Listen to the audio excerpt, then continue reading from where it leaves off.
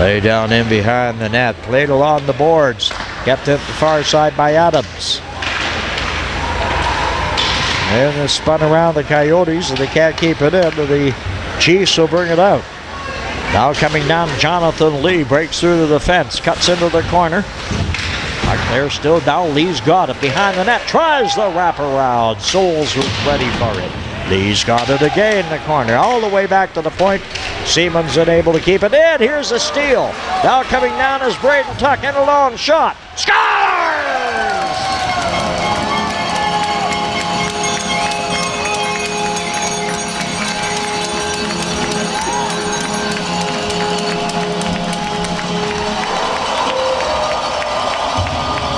Well, the Coyotes get on board. First period, Braden Tuck getting that puck. And he was in alone, and this time he made it count. As he pulled the puck over on the deke, he slid it in the 5-hole as soon as he had Leonardon moving and opened up. That was pads, and opened up that 5-hole. He slid the puck in. A very pretty goal in there by Braden Tuck. His father here watching from Calgary before he flies back tomorrow. 40 seconds left and 2:12 in the period.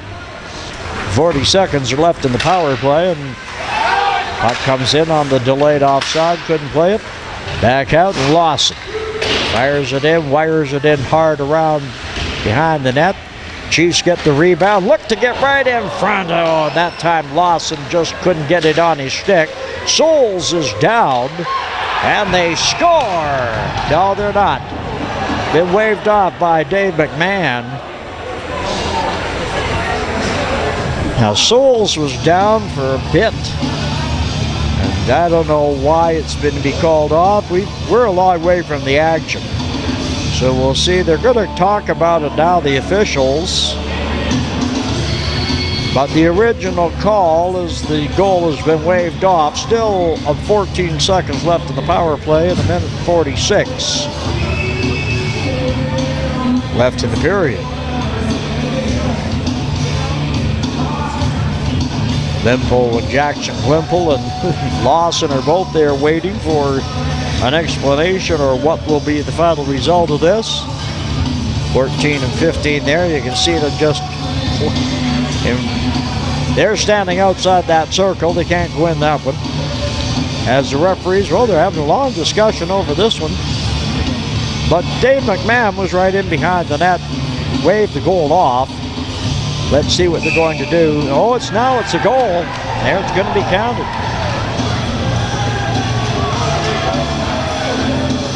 So that's a power play goal.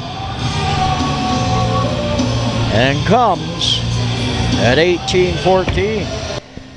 Due to technical issues, we were unable to record the third period where the Coyotes took over and won the game with 4 unanswered goals. Carter Shannon set up Colin Bell for the game winner just a minute into the third period.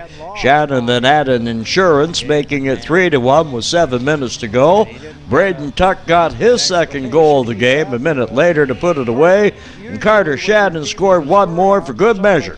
With just under 5 minutes left in the game, and that sets it up at a 5-1 Coyote win. Carter Shannon, the game's first star, missed on a couple of good scoring chances before the game was 3 minutes old. Coyote goaltender Brett Souls was beaten only by that goal that we saw that originally was waved off. The other end, Brady Leonardon, gave it a good effort for the Chiefs, keeping them in the game until midway through the third period when the Coyotes finally broke through the Kelowna armor.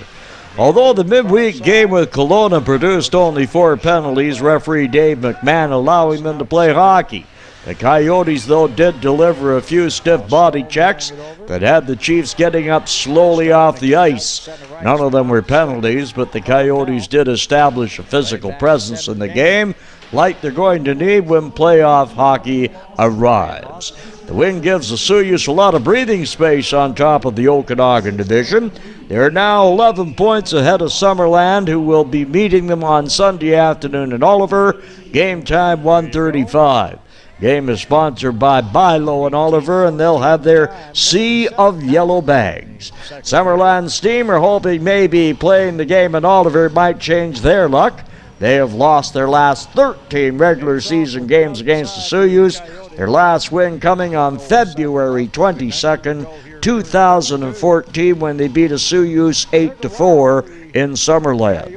And for the Chuck-a-Duck contest, we're right back at the bottom. $200 up for grabs. A rubber duck found it smart by ending up in the fishbowl on the ice on Wednesday night in the Osoyoos, and that netted a nifty $900 for the tossee. Meanwhile, the healthy lead by Coyotes in the standings is allowing Coach Ken Law to experiment with his lines.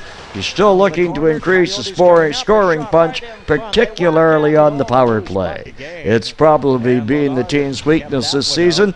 A few more goals in the PP would have eliminated a couple of losses.